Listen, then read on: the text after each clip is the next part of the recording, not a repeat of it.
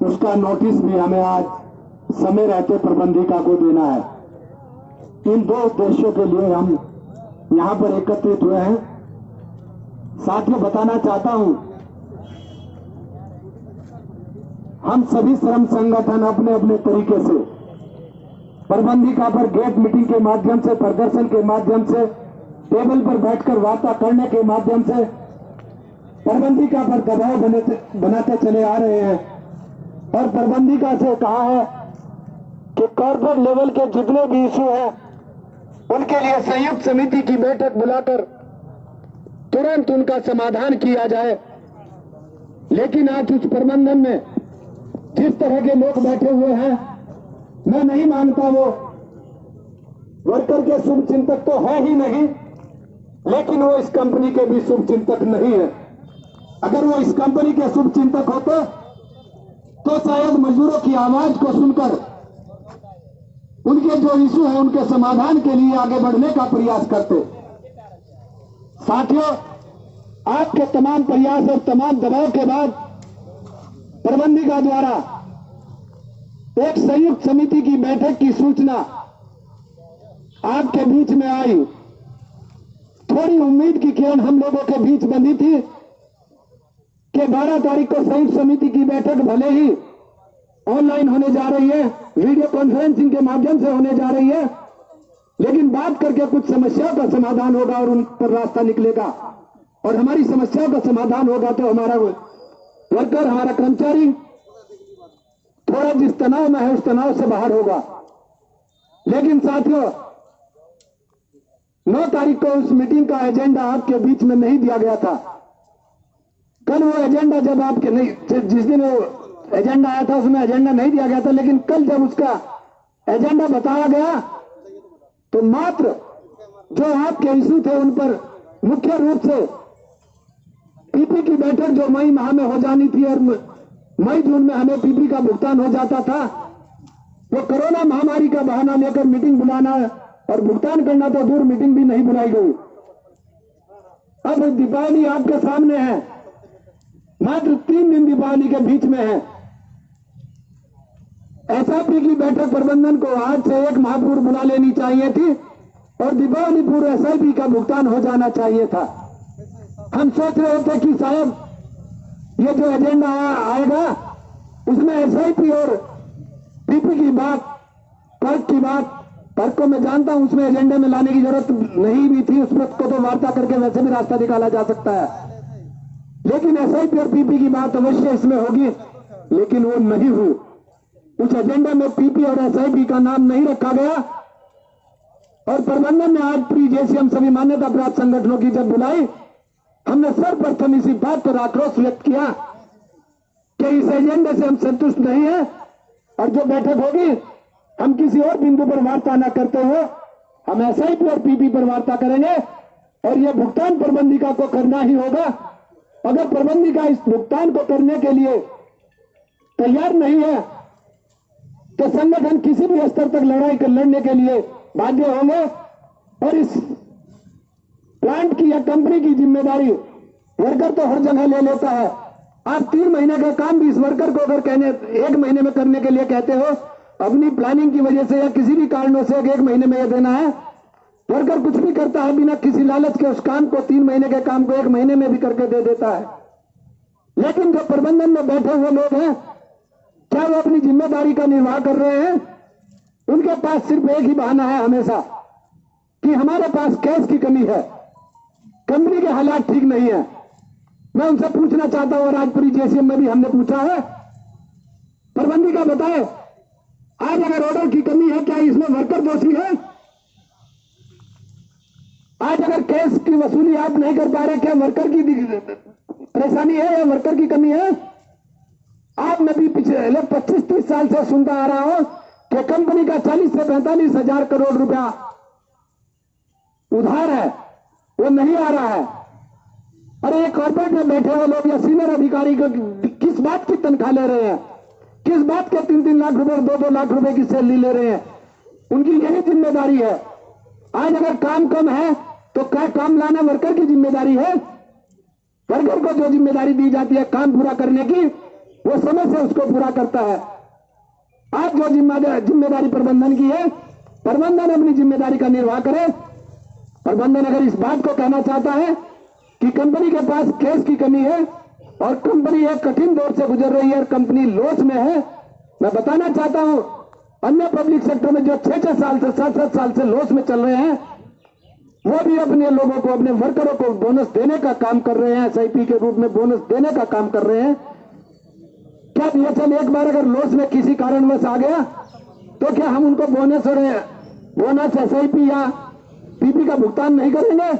हम बताना चाहते हैं प्रबंधन को इस मंच के माध्यम से, वो पीपी और एसआईपी का भुगतान करने की जो हमारा दृढ़ संकल्प है, उस सूचना को कॉर्पोरेट प्रबंधिका के कानों तक पहुंचाने का काम करें। और इस 12 तारीख की मीटिंग में हम एसआईपी और पीपी का भुगतान जब तक नहीं होगा हम मानने को किसी भी शर्त पर तैयार नहीं है। रही साथियों पर्क और डीए की बात, मैं बताना चाहता हूं, बीएचएल कहती है कि डीए काफी कंपनियों ने बंद किया है, रोका है। मुझे एक भी पब्लिक सेक्टर का नाम ये प्रबंधन बता दो कि जहां पर डीए को सीज किया गया है बीएचएल के अलावा। क्या बीएचएल ही एक ऐसी संस्था है जो सरकार को कमाकर सब कुछ देगी या सरकार के लिए काम करेगी? और भी पब्लिक सेक्टर है जो आपसे भी कम मुनाफा कमाते हैं हर सालों में। इस साल परिस्थितियां रही है, मुनाफा हम नहीं कमा पाए।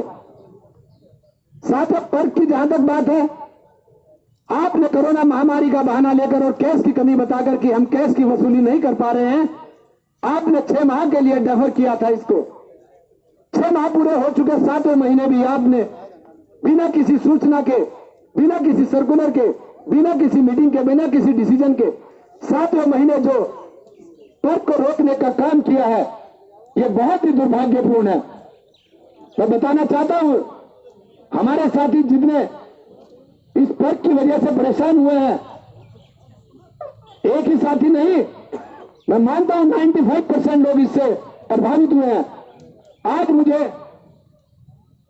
1 तारीख को तमाम कटिंग होने के बाद अगर 25,000 रुपए मेरी जेब में आते हैं तो मैं 25,000 रुपए का पहले ही अपना विभाजन करके रखता हूं कि 5,000 रुपए मेरे बच्चे की फीस में जाएंगे, 10,000 रुपए मेरे घर का खर्चा है और 15,000 रुपए मेरा किसी बैंक की किस्त जानी है। मैंने चाहे गाड़ी खरीदी हुई है, चाहे प्लॉट खरीदा हुआ है, या मकान खरीदा हुआ है, या कुछ भी खरीदा हुआ है, मैं अपने पैसे का एडजस्टमेंट अपने हिसाब से करके रखता हूं। लेकिन जिस दिन से पर्क डेफर किया गया, उस दिन से मेरा एम्प्लॉय जितना परेशान है, उसने 6 महीने जैसे तैसे हमारे कहने के बाद अपने आप को संभाल कर रखा।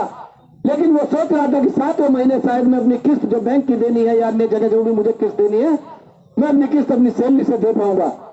लेकिन प्रबंधन की हट धर्मिता को देखिए कि उसने ऐसे समय पर भी 7वें महीने भी कोई मीटिंग ना करके, कोई सर्कुलर ना निकालकर, 6 महीने के लिए वो सर्कुलर था और उस जो रोका हुआ है पर्क उसको जारी रखा। मैं कहना चाहता हूं प्रबंधन का अति शीघ्र फैसला ले और इस पर्क और डीए को बहाल करें ताकि वर्कर मन लगाकर अपने काम को कर सके। जो मेरा वर्कर आज, मेरा एम्प्लॉय, मेरा कर्मचारी आज तनाव में है, वो तनाव मुक्त रहकर अपने काम को कर सके। बात यही नहीं है, तमाम कॉर्पोरेट लेवल के इशू है, चाहे इसमें टर्म इंश्योरेंस प्लान की बात हो, चाहे मृतक कर्मचारी के परिवार को हमने तमाम साथियों ने अनेक प्लेटफॉर्मों पे जेसीएम से लेकर यहां तक प्रबंधिका को कहा है कि जब एक तरफ हमारे यहां 500, 400, 500 मकान आज खंडर होने की स्थिति में है टाइप 2 के, और उधर आप बाहर के लोगों को, चाहे पुलिस वाले हो, चाहे बाहरी एजेंसी कोई भी हो, चाहे बाहर के नेताओं के सेक्रेटरी हो या पीएस हो, उनको देने का काम कर रहे हैं, वो किस पॉलिसी के तहत कर रहे हैं? हम कहना चाहते हैं जो हमारे एम्प्लॉय की डेथ हो जाती है उसकी मृतक कर्मचारी के परिवार को, उस कर्मचारी की सेवानिवृत्ति की तिथि तक उसे वो मकान लाइसेंस फ्री पर दिया जाए। वो कहते हैं कि कोई पॉलिसी ऐसी नहीं है। अरे पॉलिसी हमारी अपने हाथ में है, गवर्नमेंट से कोई अप्रूवल लेनी होती है तो आप अपने काम के लिए तो अति शीघ्र अप्रूवल ले लेते हैं। और रही कैश की बात, बार बार जो कैश की बात कर रहे थे आप, मैं उस बात को भूल गया।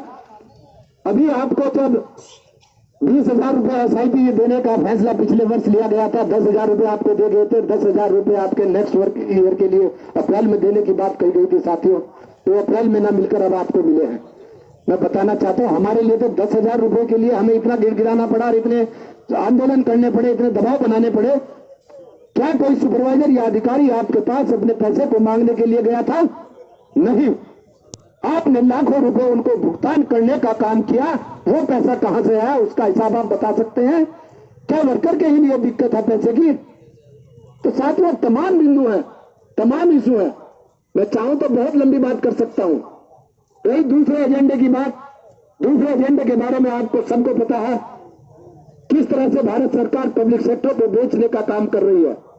हमें उसका विरोध हर स्तर पर पूरे देश में करना है। हम यहां पर भी करते रहते हैं, स्थानीय स्तर पर भी, सभी यूनिटों में भी होता है, पूरे देश में हर कंपनी में होता है। अब हमारे केंद्रीय श्रम संगठनों ने एक मत यह फैसला लिया है कि 26 नवंबर को हम जो केंद्र के इशू हैं, चाहे पब्लिक सेक्टर को बेचने की बात हो, चाहे श्रम कानूनों को, श्रम कानूनों को 4 कोड में परिवर्तित करने की बात हो, जब पूरी तरह से हर जगह ये 4 कोड लागू हो जाएंगे साथियों, मैं बताना चाहता हूं आपको, आप आने वाले समय में जिस तरह आप खड़े हैं, इस तरह खड़े होकर अपने लिए अपनी आवाज को भी बुलंद नहीं कर सकते। आप आज जो 14 दिन पूर्व स्ट्राइक नोटिस देकर एक लीगल स्ट्राइक कर लेते हैं, उसको भी आप नहीं कर सकते। 3 माह पूर्व आपको स्ट्राइक का नोटिस देना होगा। कोई आप धरना नहीं दे सकते। तमाम दिक्कतें हैं साथियों। मेरे साथी जो अध्यक्षता कर रहे हैं वो आपको और विस्तार से इन बिंदुओं पर प्रकाश डालेंगे। यही नहीं, आपके 45 दिन के अंदर अगर कोई ट्रेड यूनियन रजिस्टर्ड करानी हो, वो 45 दिन के अंदर हो जानी चाहिए। क्या वो हो पा रही है? आपके बराबर में सिडकुल किस तरह से है, क्या स्थिति है?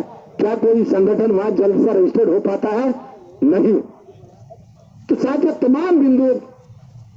ये तमाम बिंदु आपके सामने है। इन सबको लेकर आपको एकत्र होना पड़ेगा। रोजगार की क्या स्थिति है पूरे देश में, आप दूर न जाए, आप इंडस्ट्रियल एरिया में रह रहे हैं, चाहे बीएचएल और बीएचएल के साथ आपके सिडकुल लगा हुआ है, और सिडकुल में जिस समय सिडकुल लगा था उस समय काफी लोगों को भले ही अस्थायी तौर से रोजगार मिले थे। आज रोजगार की क्या स्थिति है? 50% से ज्यादा वहां पर भी निकाल दिए गए हैं। आपके संविदा श्रमिकों की क्या स्थिति है? 75% निकालकर बाहर खड़े कर दिए गए हैं। इस तरह के तमाम इशू है जो 26 तारीख को जिनके लिए आपको लड़ना है, और आज एक स्ट्राइक का नोटिस भी देना है। साथियों, मेरे से आगे भी वक्ताओं को अपनी बात कहनी है। मैं ज्यादा कुछ न कहते, आप सभी से यह अपील करते हुए, आगे कोई भी कार्यक्रम इन श्रम संगठनों के द्वारा घोषित किया जाता है तो आप ये उम्मीद न रखें कि एक एक साथी को पर्सनली कहा जाएगा, पर्सनली बात की जाएगी। आपको जो भी सूचना मिले व्हाट्सएप के माध्यम से या किसी दूसरे साथी के माध्यम से आप इन कार्यक्रमों में शरीक होने का प्रयास करें, और आप शरीक होंगे, आपकी एकता के बल पर ही हम इस पाबंदी को हिलाने का काम करेंगे। धन्यवाद साहब।